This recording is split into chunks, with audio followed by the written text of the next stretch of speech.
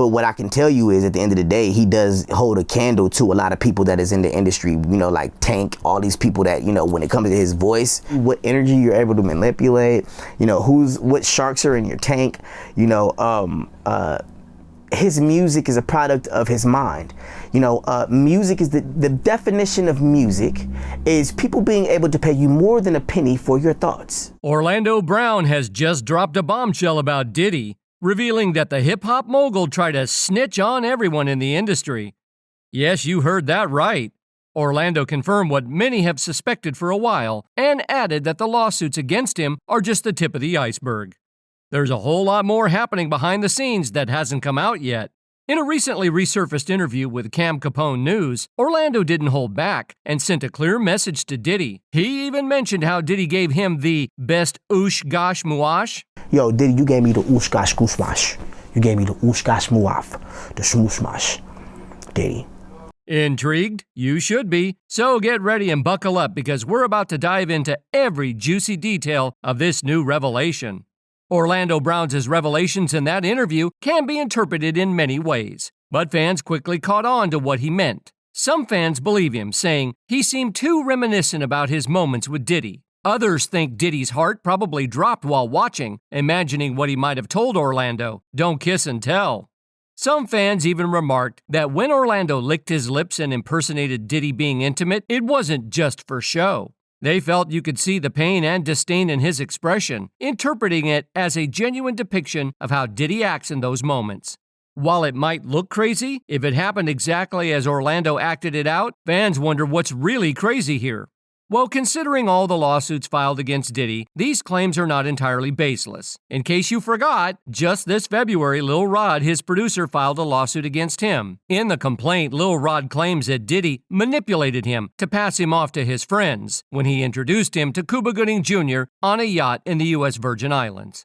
Gooding was also listed as a defendant in the amended lawsuit. The allegations include inappropriate touching and unwanted advances. On the contrary, Diddy's lawyer has called Lil Rod a liar and stated they have proof that the claims are false. Additionally, Lil Rod accused Diddy of harassing behavior directed towards his 8-year-old daughter and ex-partners. Now, there's a lot of speculation and talk online suggesting that Diddy did not act alone in these alleged crimes. Some people believe he had accomplices, and it's not so far-fetched considering the number of rappers who have been close to Diddy over the years. The fact that none of them have come forward to share their own stories leads many to suspect their involvement. One name that stands out is Jay-Z. As you know, Jay-Z is not only a friend of Diddy, but also a close associate of R. Kelly, the infamous pedo in the industry.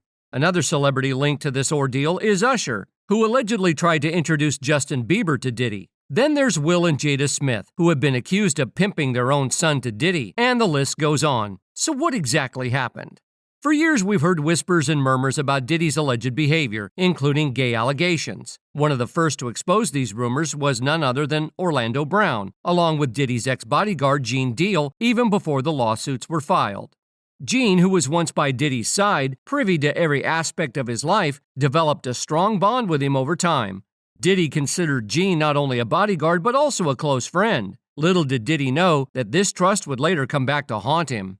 Fast forward to the present, Gene is no longer in Diddy's employ, and he has since spoken out about Diddy's escapades. In a recent interview, Gene vividly recalled a somewhat amusing incident during a shopping trip with Diddy. As they entered an exotic bookstore, Gene had no idea he was about to witness something unexpected. It turned out that Diddy had a specific agenda that day to indulge in his secret desires. Instead of opting for the usual adult magazines, Diddy was on a mission to purchase a huge amount of intimate toys for his male companions. And he's in exotic bookstores and he's doing shopping, right? He's shopping, getting his stuff and everything like that. So to maintain discretion, the bookstore employees discreetly provided Diddy with a brown bag to conceal his clandestine items. Gene, known for his sense of humor, couldn't help but comment on the peculiar situation. However, Diddy made it clear he had no interest in discussing his intimate ventures with Gene. Not wanting to risk exposure, Diddy allegedly ensured that nothing was removed from the brown bag, even at the checkout counter. Instead, he handed over a substantial amount of cash to maintain his privacy. According to Gene, the story gets even crazier from there. Gene claims that Diddy brought the merchandise with him to a performance in North Carolina. Media reports suggested that when Diddy arrived at his hotel, he expressed interest in visiting fellow rapper Ja Rule at his residence. Gene was surprised to hear this, but alleges he tried to dissuade Diddy from unexpectedly visiting Ja Rule's place. Despite Gene's efforts, Diddy insisted on going. According to Gene, Diddy ended up entering Ja Rule's apartment. Gene observed that the room seemed empty except for the two men. Gene also claims that when he asked Ja Rule about the presence of men in the room, Ja Rule cryptically responded, "You don't want to walk inside the room. There's a lot of crazy stuff going on in there." Puff and Ja Rule runs out the room. Puff got his towel, Ja grabbing his towel, but they butt the naked. And so then... In addition to this, another person who has been quite outspoken about Diddy's alleged gay qualities is none other than rapper 50 Cent. In an interview, 50 Cent revealed that Diddy once offered to take him shopping, which he insinuated meant something else entirely. He said something to me one time, a long time ago, at Chris Lighty's wedding. He told me he'd take me shopping. I looked at him like, what'd you just say? Let me move, man, before I do something. You gonna make me mess up the wedding. 50 Cent also took jabs at Diddy and Rick Ross by posting scandalous photos on Instagram. One picture made it look like Diddy and Ross were locking lips while performing on stage. Another showed Diddy in a pink shirt embracing former record executive Steve Stout, who was also wearing pink. 50 Cent captioned the photos with, "I ain't saying nothing, but something ain't right," but quickly realized he might have gone too far and deleted the post shortly afterward. It's safe to say that we've all seen 50 Cent throwing subtle digs at Diddy for quite some time, but things got serious when Cassie's lawsuit came to light. When Cassie sued Diddy, alleging mistreatment and putting her in uncomfortable situations, 50 Cent didn't waste any time in backing her up. He took to social media to call out Diddy, airing their dirty laundry and hinting that there might be more skeletons rattling around in Diddy's closet. In a post that he later deleted, 50 Cent suggested that Diddy's problems might be far from over. But 50 Cent wasn't finished yet. He announced plans to make a documentary about Diddy, aiming to uncover the truth behind all of his actions and expose those who've stood by and enabled him. When he shared an article about the documentary, 50 Cent hinted at Diddy's financial situation, suggesting that bankruptcy might be looming if Diddy isn't careful. He boldly declared himself as the best person for the job and teased fans with the promise of revealing some serious receipts. Then, when news broke that Homeland Security had raided 2 of Diddy's homes in connection to serious allegations, 50 Cent jumped at the chance to mock his rival. In a post that he later removed, he wrote, "Things just got real." Meanwhile, Diddy has also been called out several times by none other than the queen of media herself, Wendy Williams. According to rumors from the gossip mills, Wendy Williams owns a picture involving a man pulling down another man's pants, and one of those men might be Diddy. Wendy once revealed that she was not okay with men in the hip-hop industry denying their true preferences. In an interview with Vlad TV, she said, "I'm not down with any of that. It wouldn't be my man, be very clear. There were lots of gay men in the 80s too. What's worse, hip-hop wearing skirts or hip-hop being closeted and having a plethora of kids to prove manhood and denial of something you shouldn't have to deny? There were many situations back in the day in my career, and it's all coming full circle now." But this isn't even the worst claim being made against Diddy. Some fans have gone as far as to dig up dirt on Diddy's past, exposing how he allegedly manipulated Justin Bieber. These whispers have been circulating for years, suggesting that Diddy had some sort of intimate relationship with Justin Bieber and then supposedly introduced him to other men in the industry for similar encounters. Allegedly, there's a viral video making the rounds that supposedly shows Justin getting cozy with Odell Beckham Jr. at a big industry party. Trey Songz appears to be in the mix too, just standing there. Some folks are trying to stick up for Justin, saying maybe he was just having a bit too much of that white stuff, if you catch my drift. But others are convinced that Justin was fully on board with whatever was going on. In the video, his lips look pretty wet, and he seems freaked out when he realizes someone's filming.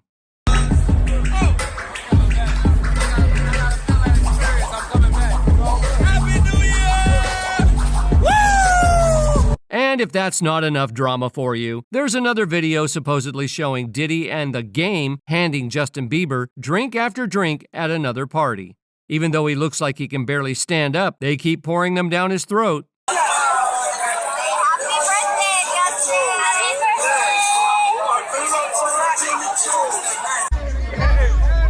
Welcome to the family, John.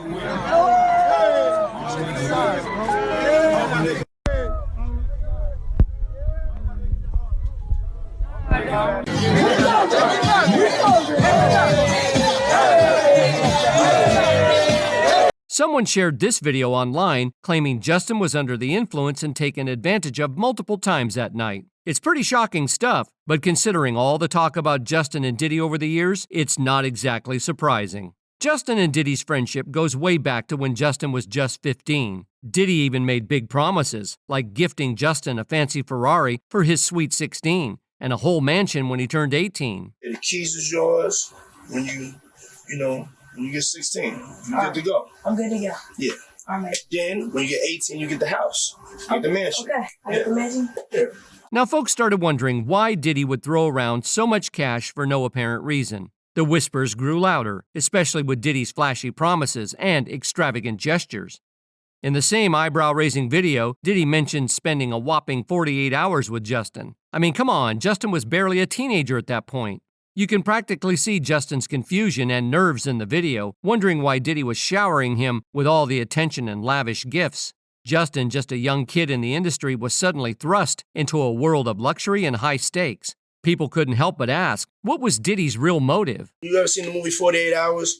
Right now, he's having 48 hours with Diddy, him and his boy. They're having the times of their lives, like where we hanging out and what we doing. And nope, we're not done yet. There's another video where Diddy straight up asks Justin why he hasn't been keeping in touch. You can feel Justin's awkwardness oozing through the screen as he tries to explain himself to Diddy. Starting to act different, huh?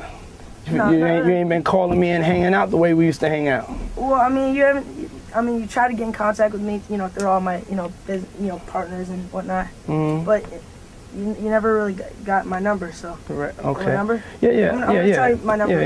Yeah. It's 55. Now, let's rewind a bit and explore how Justin even found himself in Diddy's orbit. It's a tale that starts with Usher, the big-name mentor in the music industry. Usher played a pivotal role in shaping Justin Bieber's career, taking him under his wing back in 2008 when Justin was just a budding talent.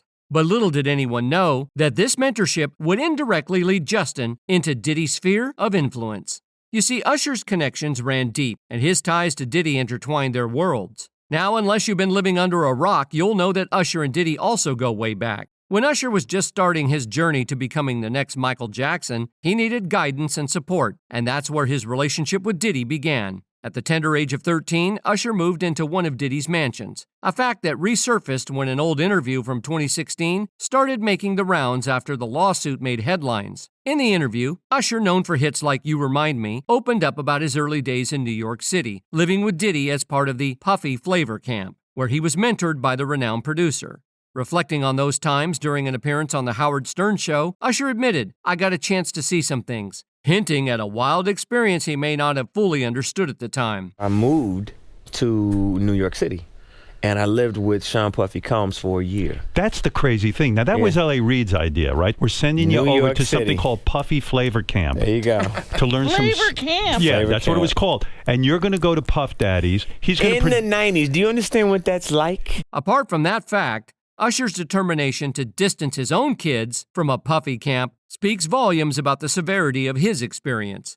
He pledged never to subject his children to a similar situation, highlighting the gravity of what he went through. Usher went on to reveal that Diddy compelled him to keep his activities hidden from his parents. Jodeci, Mary J. Blige, they didn't know nothing about this. Oh. I was having a good time. Around the same time, another revealing interview featuring Usher and Diddy surfaced, this time with Kevin Hart as the interviewer. Diddy, reminiscing about their past, shared a lighthearted anecdote about their playful rivalry over Frosted Flakes when Usher was just 10 years old. That's my brother right here from day one. We used to wake up and, pause, but like that's how. Back in the days when he was like 10 and I was a little bit older, his older brother, we used to fight over the Frosted Flakes. While some may have seen these interviews in a new way given the allegations against Diddy, Usher remained steadfast in his admiration for his former mentor, offering nothing but praise despite the storm swirling around them. I don't think I would be the artist that I am today without the experiences that I had in New York City. One, just being in a new place where I would have to adjust. And just when you think things can't get any wilder, Jaguar Wright spills all the juicy details in a jaw-dropping interview with vlogger Storm Monroe. According to Jaguar, Justin's been treated like a commodity in the industry ever since he got in tight with Diddy, and those videos we're seeing of Justin and Odell, and him hanging out with big shots in the industry, are just the beginning.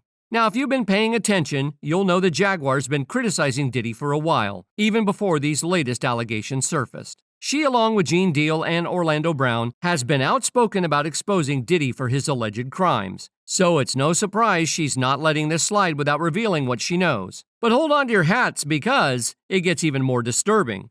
Rumors are floating around that Jaden Smith might also be one of Diddy's victims.